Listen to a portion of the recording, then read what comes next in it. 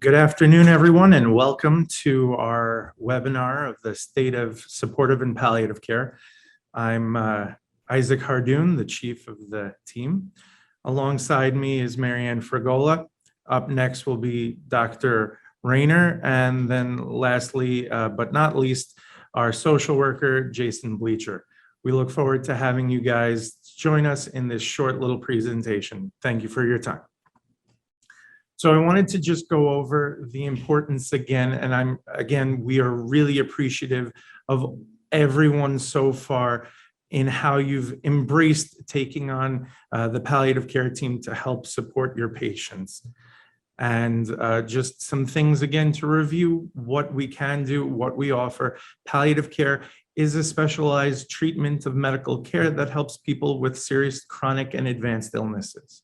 We focus on providing symptom relief, whether it be pain, nausea, vomiting, etc., help with people and their patients and their families dealing with the stressors. It encompasses the quality of life of the patient, but their social and support structure. So the patient unit as a whole and their interaction with their spirituality, their family, and their cancer diagnosis or any other serious diagnosis that they've been diagnosed with. The goal, like I said, is to improve the quality of life for both patients and the families. And it's a giant team of doctors like myself, nurse practitioners, social workers, chaplains, and other specialists working together to help support the patient and the family. Originally, when palliative care was first started years ago, there was this idea of a continuum of care from disease diagnosis all the way to a certain point where treatments were no longer an option. And then moving forward, the ability for patients to either focus on their comfort and dignity and pass away with comfort, and this at that point was hospice, and a lot of times it overlapped with palliative care. And there was a distinct break from the oncology team to the other team members. What we're working here on, and we have started and implemented, is this bow tie model that you see depicted on the screen of how we in the supportive and palliative care team will aim to help with your patients moving forward from the beginning of diagnosis where symptoms may onset. We overlap with the treatment with the hope of either helping them get to a cure and then working on survivorship and how living with and post cancer or other serious illness, or if things don't go as we'd hoped and we have to focus on their comfort and dignity, helping transition them smoothly to no longer getting disease-modifying treatments and how to support them through that process and their family members. And a lot of times, even after we make that referral to hospice, we continue to follow up and see the patients, usually remotely, to help give them that support. And we look forward to continue to build that opportunity and smooth that transition, whether it be to survivorship or, unfortunately, to bereavement. And we will be there to support them the whole way through. Next up is Marianne. Oh, sorry, just some other things. Controlling symptoms, again, we'll review. Controlling symptoms, physical side effects, whether it be chemo-induced fatigue, shortness of breath, pain, chemo-induced neuropathy, managing emotional issues. We have an incredible social worker on our team who works diligently to help them find the support that they need to continue on their day-to-day lives. We also work on assessing spiritual concerns and how to address those and support the patients there. We support the caregivers because there's something called caregiver burnout, and that's a real thing that we will try to help them deal with. And then addressing the goals of care and advanced care planning to help make sure there's smooth documentation and appropriate plans in place. So that way, when the time comes that things don't go smoothly, there is a transition to something that the patients and their families desire. And then help moving and transitioning to them to hospice. Thank you. Here's Marianne. Good afternoon, everybody. Thank you for joining. We appreciate your time. We talk about when to consult palliative care. And again, some of it is repetitive. I mean, ideally, the best way to establish care is early in the trajectory of disease. Ideally, patients would be best introduced to us early on when they begin treatment or even at a new diagnosis. By doing so, this allows us to introduce and explain the role of the supportive care that we provide. It also lessens the fear and puts a name to the face. I feel like a lot of this is implementing and supporting the supportive aspect of it. Of course, we go by cancer criteria, and one of our main goals is to control physical and emotional symptoms as disease progresses during and despite their systemic treatments. We'd like to get an early start on some of the side effects that they're feeling, because if we can minimize these things and get them through their treatments a little easier, overall, they just do better. Any ECOG score that's concerning, obviously ECOG 3 or more, we would like to discuss abilities and look at if physical therapy can play a role, or some of our amazing wellness services that we're able to provide. We look at limited support in the setting of a serious illness. And again, this is where social work can help us as far as implementing supportive care at home, or if they need home care, or transition, obviously, eventually to hospice if they need. Patients, families, physicians, nurses, anybody can make a referral to hospice care. There is no limits to that. Anybody is eligible, and I feel like everybody can benefit from at least speaking to somebody on our team. If they're not eligible at that point, or if there's nothing that can be done at that point, they still get to know us for the future.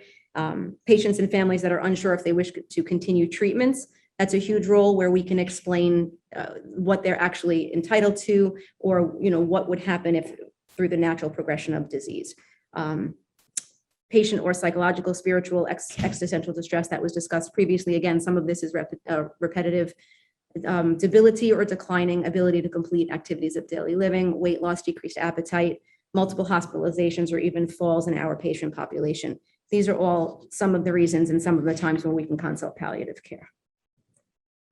Some other reasons to consider: advanced dementia, advanced heart disease, or heart failure, COPD. Again, chemotherapy-induced side effects, including neuropathy or debilitating pain. Goals of care discussions, so important no matter what stage people are at. The wishes and wants, they change over time. What somebody wants when they first present may be much different 6 months or a year later in the course of their disease. Advanced care planning as well. We approach this very cautiously. We don't go in there and start discussing this right away. It's very patient specific, and we are very gentle in asking, some of their wants and wishes. Again, best to establish care early. That's something that I feel very strongly about, because it lessens the fear. Another reason not on the slide is also medical marijuana considerations. We use this, and we'll talk about that a little more in the presentation, further in the presentation, but very important that we can use this as an adjunct to many of the ailments. And last, advanced care planning. I keep this as brief as we can. The 5 wishes packet. I think everybody is pretty familiar with this document. It's in most of the offices, all of the offices, I'm sorry. Very easy, simple language. We usually send patients home with this, have them review it, come back with questions, as it can be very overwhelming. But I do like that it's very simple for patients, having their healthcare proxy in there, and again, with the understanding that this can change over time. The actual New York State Health Proxy form is in the middle. We usually will print that out and scan that in the chart, also give to the patients, and that's just appointing their healthcare proxy for their representation. The MOST form, which is the pink form, that's medical orders for life-sustaining treatments. That's a little more specific and a little more complex, and it takes a little more time, but it's so beneficial to patients. Part of our role is beginning a lot of these difficult conversations. And again, we approach it very gently. So please be mindful that we are always cautious of what the patient wants to hear at that time, and we approach it gently. This one is much more specific. It talks about wants and wishes over time. It talks about DNR status and preference. It goes into feeding tubes, artificial nutrition, comfort measures, antibiotics, and even future hospitalizations. So again, a little more in depth, but something that we like to take our time and review with patients. Again, any of these are changeable. It's a piece of paper. We assess wants and wishes from day one and intermittently through their treatments, through progression, or the goal, hopefully, survivorship. And that's the best case where we get to have patients talk about their wants and wishes and get them through such an amazing part of their life. And now the next slide is talking about the difference of palliative care and hospice, and I'll pass this on to Dr. Rayner. As our team has grown, we've come across several questions of, well, what's the difference between palliative and hospice? How do I know which patients to refer when? So we hope to answer some of these questions in the next few slides. Common misconceptions between palliative and hospice care, that palliative and hospice care are the same thing. In actual fact, they're not.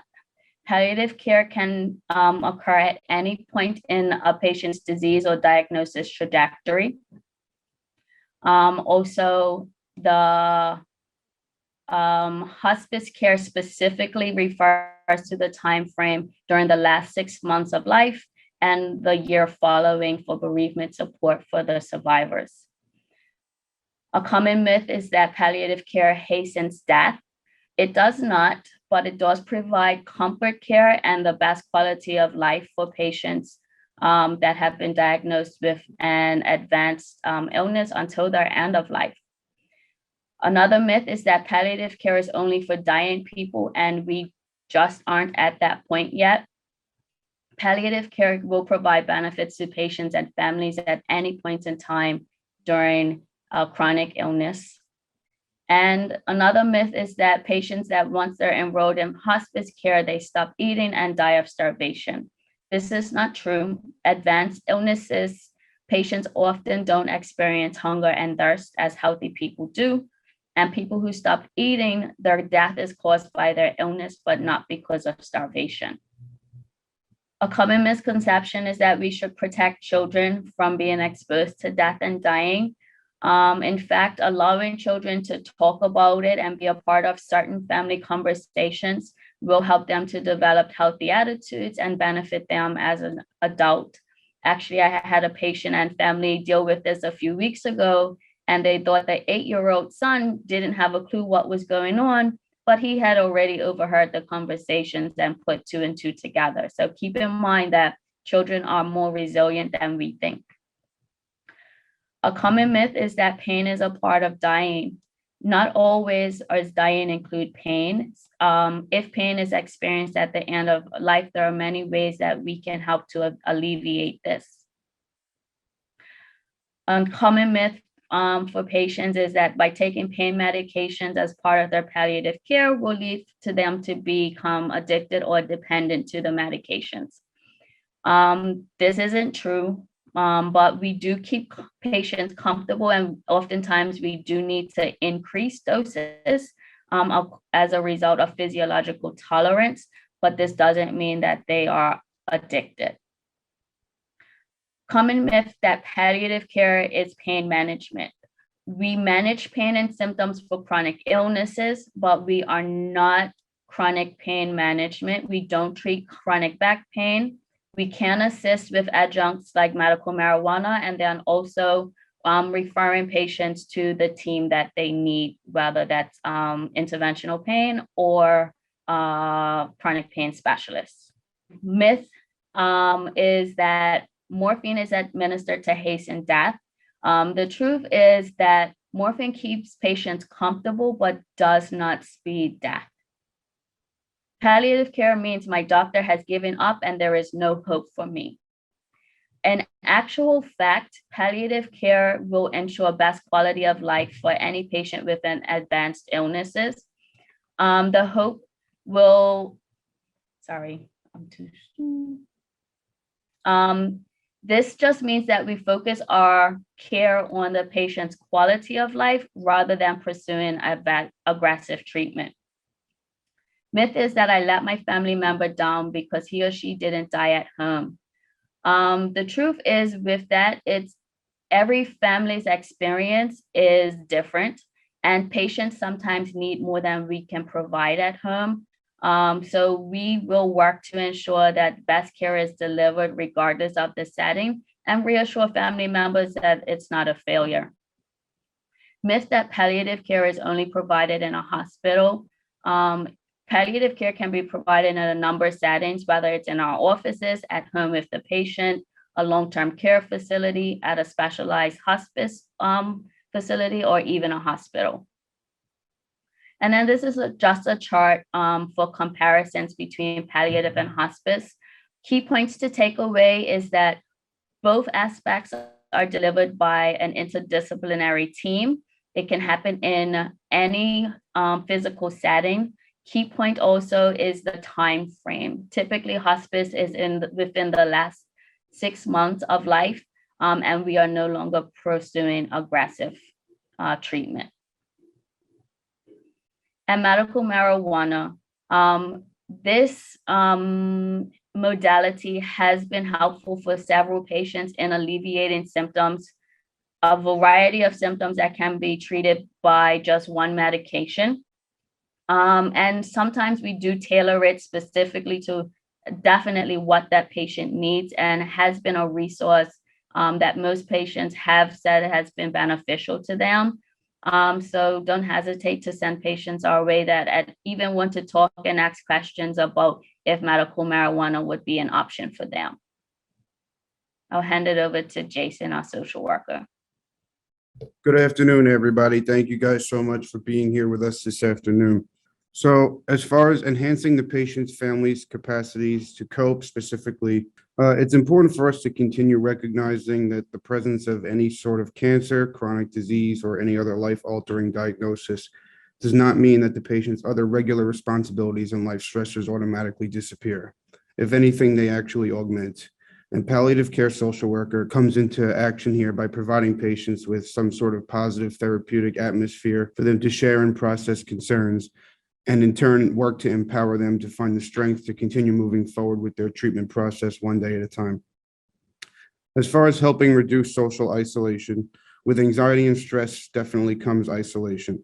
I often work to connect patients with support both online and in person, for support groups with other people who might be experiencing something similar, or a lack of community support or lack of family support. This provides them with an additional layer of support, and that way we can encourage and empower them to continue going about their daily routines, but at the same time, helping them learn their physical and mental limitations and working to address and cope with them accordingly. Increasing support for loved ones, caregiver stress, and caregiver burnout, as Dr. Hardoon had mentioned. I often use the analogy, you can't get water from an empty well when working with a lot of the caregivers. Stressing the importance of self-care for caregivers and family members, and we must attempt to have them be in a strong place mentally in order to have them provide the best possible care to their loved ones. Ways to alleviate caregiver stress include, but don't limit, an increase in home health care and transportation assistance referrals. These methods aim to improve quality of life, not only for the patient, but for the caregiver as well, by allowing them to have room to breathe and time for themselves. It also allows for palliative care here at New York Cancer and Blood and New York Health to build closer relationships with patients, their loved ones, and the referral sources as well. Minimizing anxiety about practical problems. Some of these practical problems include relationship issues, whether it be family or marriage, work-related, career pressure, or any kind of financial concerns, just to name a few. Sometimes when patients are experiencing life stressors in addition to their chronic diseases or health conditions, they find it extremely difficult to cope. I often provide a lot of individual counseling and therapeutic services to mentally and emotionally assist them during their journey, and sometimes even crisis intervention services for patients that are responding well to their treatments, but due to the excessive stressful mindset that the chemo and radiation might put on them, they are often feeling suicidal and no longer wish to pursue their treatments. As far as support patients' abilities to manage medical problems, it is important for myself as a palliative care social worker to assist patients in breaking down some barriers to treatment that they may have, such as transportation, home health care issues, applications for medical equipment in the home, navigating online medical marijuana registration, etc. Recognizing that the use of pain medication is beneficial for patients who suffer from chronic pain, I often assist my palliative care team by working with some patients who appear to be at higher risk for addiction, contingent upon patient's history or presenting circumstances, and provide addiction prevention or support when deemed necessary while they remain on their current regimen of controlled substances. I encourage all patients to express and process any doubts or reservations they may have about their treatments with myself and their respective medical providers. In addition, I encourage them to establish a strong rapport with their oncologist and other respective physical health providers so they can feel comfortable voicing concerns and get the most out of their treatment, emphasizing that we are all a team and that they are not alone in this process and that we are a part of their journey as well. Thank you so much. And lastly, the questions. Does anybody have any questions for us? Okay, hi, it's Bill DeCipio. I want to compliment you all, you guys, who are very informative and precise in a short period of time, understanding of palliative care. I have one question that didn't come up. What do we do when a patient or a patient's family requests physician-assisted dying? That's a really good question, Bill. I'll start off and then we could go from there. A lot of times when you have patients who are requesting this, it requires a significant amount of time and a deep dive into where this desire is coming from. Usually it stems from some uncontrolled symptom, whether it be physical, emotional, psychospiritual, biopsychosocial, in some way. And it requires a lot of time for us to take with the patients, quite often longer than even the 45 minutes for a new consult, to really dive deep with that patient and see where that's coming from. But from my years of working even at Montefiore previously, when I have had these situations come up, it's usually because there's something that we're not able to control. And when we create a safe partnership for the patients, they are able to open up and let us know that there is something that's wrong. And then we can work on ways together, forming a partnership of being able to address said symptom and letting them know that they are not isolated and that we will walk with them every step of the journey. You're suggesting then that we do not accept the position a patient might take, that I would like to have my physician assist me in dying. There are people there's actually groups of people that are organized to advocate for this service. I believe there's permission to do this in either Vermont or New Hampshire, and some patients are being referred up there to rent a room so they can improve the residence, and then they go ahead with the physician-assisted dying, which is different in some ways from euthanasia. So what's our position? That's my, if this is... It's illegal in New York still, and it becomes a very slippery slope with this. And it wouldn't be a one-time situation. It would be a conversation that will be had to be able to help support these patients, because there are so many different things. And, I think we could further talk about this off the air. I have my own strong opinions when it comes to this, because I think that amazing palliative care can help mitigate these situations quite oftentimes, because patients are afraid of suffering. And when we can help them through that process, then a lot of times they no longer have this desire.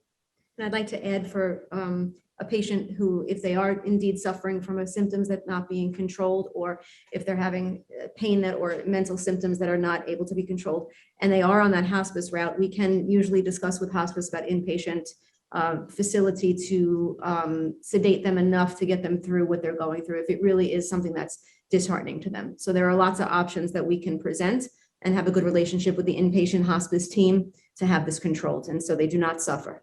Exactly. And that last thing that Marianne was talking about is something called palliative sedation, where we intentionally lower the patient's consciousness so they no longer experience this symptom. And that's a really last resort. Any other questions? I have a suggestion. I don't want to take up all the time here, but I wondered if it's possible if we could organize a case presentation monthly meeting across disciplines, including psychology. If we could do something like pick one patient and discuss that patient in real time. I think it would promote more interdisciplinary communication and cooperation among our teams.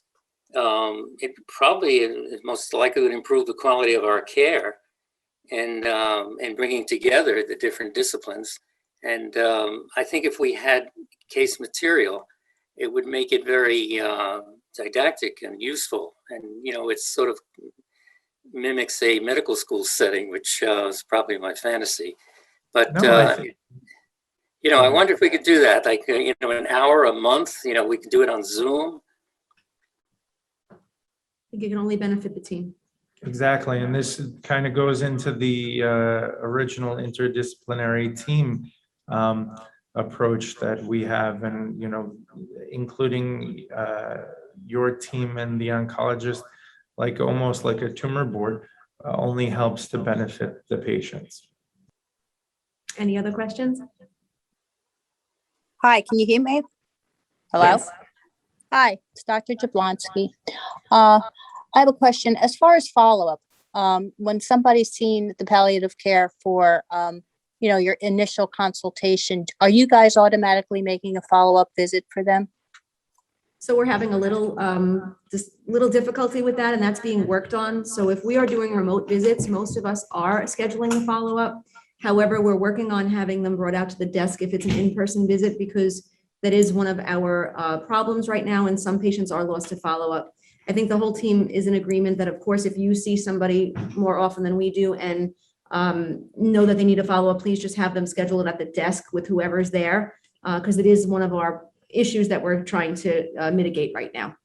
Yeah, because it is hard for us because, when we're seeing the patient, we're putting in for palliative care consults. We don't know whether they've ever been seen, what, where No, it of course. is in the whole There are, thing. Yeah. there are reports being run as well to try to keep up with that. So it's something that we are trying our best to handle. But the remote ones, yes, we are doing our best to do that, but we'll do our best to get this mitigated.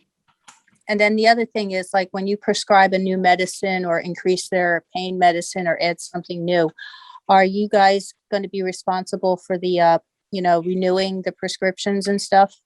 Yes, so in the ideal situation, we will be doing that.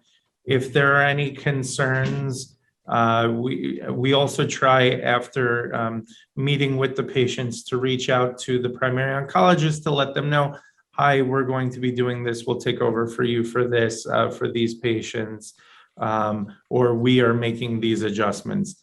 If any of the oncologists would like to continue prescribing, but just want us to kind of be a guidance support, we can do that as well. Just always reach out to us and let us know, and we'll be glad to give you guidance to move forward as well. Well, the thing is too, I think some of the patients, if you're seeing them, you could let them know that you're going to, refill their prescriptions and stuff like that, because we're getting multiple, requests to, refill things. It usually comes back to us. Yeah. Right. So when somebody calls, they see that you're the primary oncologist and it goes right to you. So I understand what you're saying. Yeah. Okay. All right. Thank you. Yes, you. thank you. All right. Anyone else? Well, we want to thank everybody that's taking the time out. I know during lunch, it's very difficult and we don't get much lunch. So thank you so much for listening, and please always reach out if there's any questions. Thank you again, everyone.